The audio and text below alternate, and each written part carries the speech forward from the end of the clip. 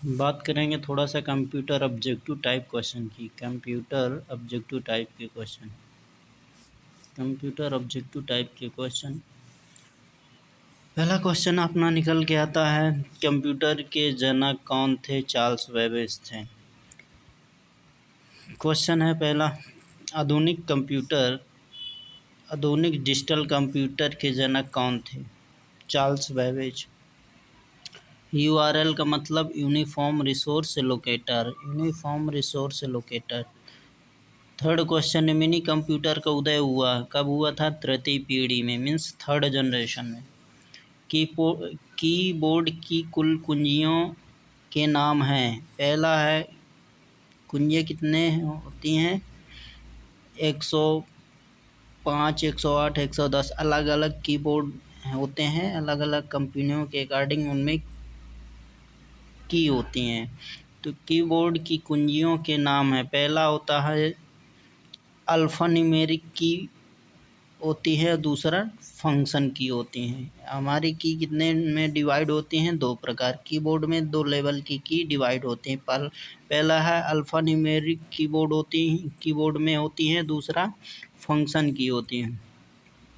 Fifth number question, memory और LU के मध्य data का आदान प्रदान करता है कौन करता है?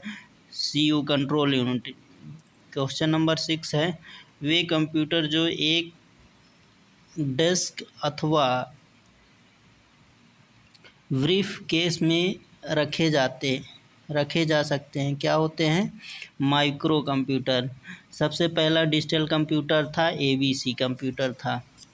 8 बिट के समूह को क्या कहा जाता है? 8 बिट के समूह को क्या कहा जाता है या क्या कहते हैं? बाइट कहते हैं। 8 बिट के समूह को बाइट कहते हैं।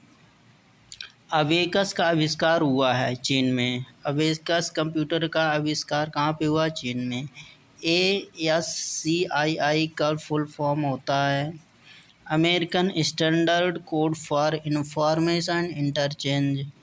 ए से हो गया आपका America, A for American, S for standard, C for code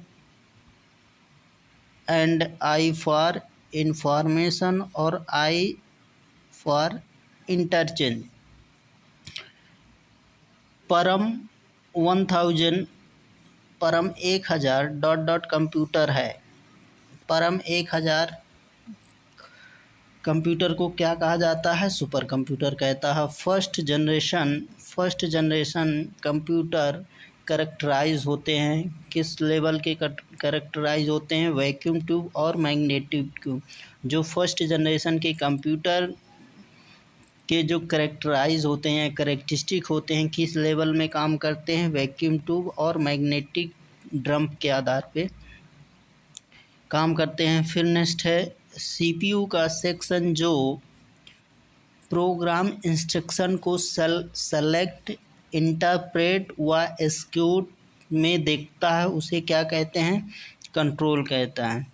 computer CPU के सेक्शन भाग में जो प्रोग्राम इंस्ट्रक्शन के रूप में सेलेक्ट एवं इंटरप्रेट व एग्जीक्यूट होते हैं, उस फंक्शन या पार्ट को क्या कहा जाता है? कंट्रोल कहा जाता है। फिर नेक्स्ट है, what different does the fifth generation computer. Fifth generation का कंप्यूटर में क्या क्या आते हैं? साइंटिफिक कोड होते हैं, फिर टेक्नोलॉजिकल एडवांस चीज़ें होती हैं और ऑब्जेक्ट ओरिएंटेड प्रोग्रामिंग के बेस पे ये फिफ्थ जनरेशन के कंप्यूटर बनाए जाते हैं या बिल्ड किए जाते हैं। नेक्स्ट 16 क्वेश्चन की बात करेंगे। The third generation computer was made with, third computer generation में क्या चीज़ बनाई गई थी? आईसी चिप बनाई गई थी, इंटीग्रेटेड सर्किट। फिर नेक्स्ट क्वेश्चन है, what do you call a single point on a computer screen. Single point screen को क्या कहा जाता है? पिक्सल कहा जाता है। ये ऑब्जेक्टिव क्वेश्चन है, ये काफ़ी कंपटीशन के क्वेश्चन में पूछे गए हैं। फिर नेक्स्ट क्वेश्चन है, 10 through which device the main component of the computer communicate with each other। Computer के मेन कंपोनेंट के रूप में जो कम्युनिकेट होता है उस क्या कहा जाता है, सिस्टम बस कहा जाता है। नेक्स्ट क्वेश्चन है 19, विच of the following is a read only memory storage device. कौन सी जो ओनली ऐसा मेमोरी कौन सी है जिनमें से रीड करती है डिवाइस में, क्या है, सीडी रोम। नेक्स्ट 20 नंबर है, इनमें से कौन सा कंप्यूटर का प्रकार नहीं है, laptop. Second generation computer replace the vacuum tube. Second generation का जो कंप्यूटर था उसको रिप्लेस करके क्या लाया गया था, ट्रांजिस्टर लाया गया था। नेक्स्ट है the third electronic computer was called. First computer कब आया था, फर्स्ट इलेक्ट्रॉनिक कंप्यूटर को किस नाम से जाना जाता है, ENIAC के नाम से जाना जाता है। फिर नेक्स्ट क्वेश्चन है which of the flowing hold the ROM RAM CPU। क्या होते हैं, मदरबोर्ड होते हैं। निम्नलिखित में से कौन सी कंप्यूटर की विशेषता नहीं है, IQ। फिर IC थर्ड जनरेशन में प्रयुक्त होती है। ये तो मान लो, ऐसे ही मान लो ये क्वेश्चन। फिर यहाँ की बात करते हैं कंप्यूटर नॉलेज आधारित विशेषज्ञ कंप्यूटर फिफ्थ जनरेशन में आया था। फिर ENIAC किस पीढ़ी का कंप्यूटर है, फर्स्ट जनरेशन का। निम्न में से कौन सा आजकल के PC में हार्ड डिस्क स्टोरेज का सर्वाधिक सुयोग मापक है, गीगाबाइट का। फिर रीड ओनली मेमोरी में डेटा ओनली डेटा किन संरचना की विश्वसनीयता ज़्यादा है, बस की। कंप्यूटर की अस्थायी मेमोरी कहलाती है रैम मेमोरी। रैम को कहा जाता है वोलेटाइल मेमोरी कहा जाता है। कंप्यूटर में मेन मेमोरी के भाग हैं, दो है, रैम और रोम। वैसे कंप्यूटर में मेमोरी कितने भागों में डिवाइड होते हैं, दो भागों में डिवाइड होते हैं, primary memory, secondary memory. Memory को क्या कहते हैं, प्राइमरी मेमोरी को प्राथमिक मेमोरी और सेकेंडरी मेमोरी को द्वितीयक मेमोरी कहे जाते हैं, या उन्हीं को प्राइमरी मेमोरी को इंटरनल मेमोरी कहते हैं और सेकेंडरी मेमोरी को एक्सटर्नल मेमोरी कहते हैं। प्राइमरी मेमोरी हमारे दो लेवल में बांटती है, रैम रोम। फिर रैम कितने में होती है, दो लेवल में, स्टैटिक रैम और डायनेमिक रैम। इसमें भी 3-4 लेवल की रोम पाई जाती है रीड ओनली मेमोरी में। पहला है पी रोम होता है, EP रोम होता है, EEPB रोम होता है। फिर एक्सटर्नल या सेकेंडरी मेमोरी में जैसे आपके पेन ड्राइव हो गया, USB हो गई, हार्ड डिस्क हो गए, ऐसे चीज़ें सेकेंडरी मेमोरी के अंतर्गत आती हैं। पी रोम का पूरा नाम क्या है, जैसे इसमें है प्रोग्रामेबल रीड ओनली मेमोरी। ये किसका पार्ट है, रोम का, प्रोग्रामेबल रीड ओनली मेमोरी। फिर कैश मेमोरी क्या होती हैं, अधिक तीव्र होती हैं। कैश और प्राइमरी मेमोरी और सेकेंडरी मेमोरी के बीच में आपकी कैश मेमोरी वर्क करती है।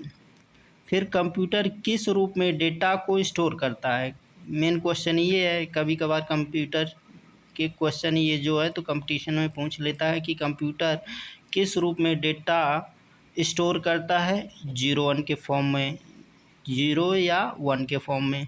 1 बाइट बराबर होता है 8 बिट होता है।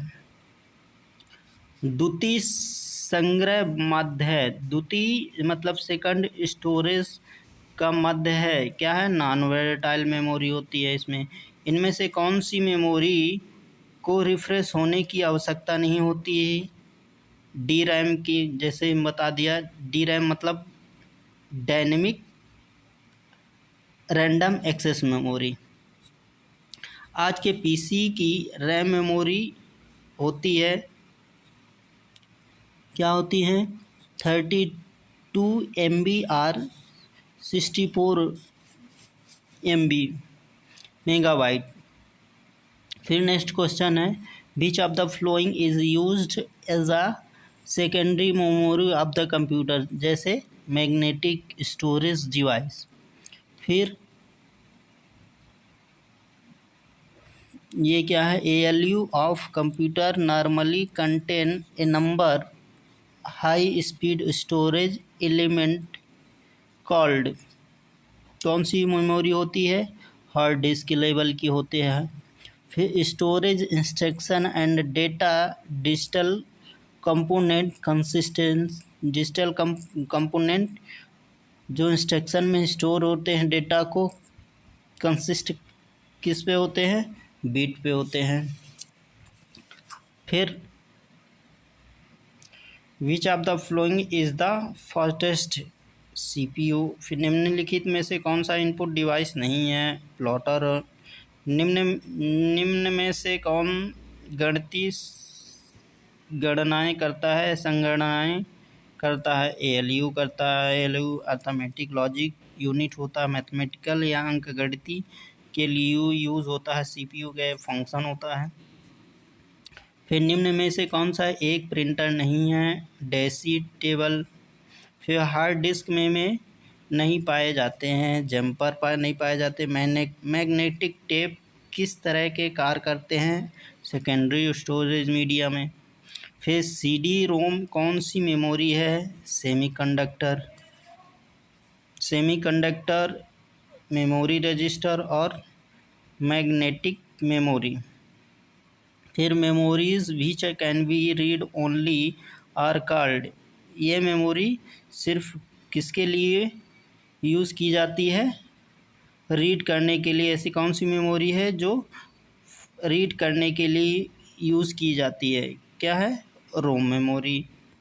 थोड़ा सा बात करेंगे रैम और रोम का डिफरेंट माइनर डिफरेंट क्या क्या होते हैं। इसका रैम का फुल फॉर्म क्या होता है, रैंडम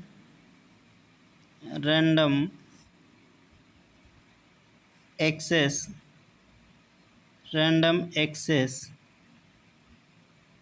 मेमोरी, और इसका मतलब क्या होता है, रीड ओनली मेमोरी। रैम का काम क्या होता है, इसका यूज़ सिर्फ डेटा को रीड राइट दोनों के लिए किया जाता है, जबकि रोम का यूज़ केवल रीड पर्पज़ के लिए होता है। रैम में पावर ऑफ होने पर डेटा लॉस हो जाता है, जबकि रीड ओनली मेमोरी में पावर ऑफ होने पर डेटा को लॉस नहीं होने से बचाता है या नहीं होने देता। फिर रैम क्या काम करता है, यह यूज़र के लिए आवश्यक है। रैम का यूज़ किसके लिए आवश्यक है, यूज़र के लिए, और जबकि रीड ओनली मेमोरी किसके लिए होती है, सिस्टम के लिए आवश्यक होती है। यह रोम की अपेक्षा सस्ती होती है और यह बहुत महंगी होती है। रीड ओनली मेमोरी क्या होती है, महंगी होती है, इसकी स्पीड लो होती है। रैम की स्पीड क्या होती है, लो होती है, जबकि रीड ओनली मेमोरी की स्पीड क्या होती है, हाई होती है। रैम में सिग्नल कंट्रोल को राइट इनेबल कहते हैं, कंट्रोल सिग्नल को राइट इनेबल कहते हैं। यह रीड राइट के मोड को दर्शाता है, जबकि रोम में कोई रीड राइट मोड नहीं होता है, तो ये इसको नहीं दर्शाएगा। बस इतना सा था माइनर थोड़ा सा डिफरेंट रैम और रोम में। Thank you.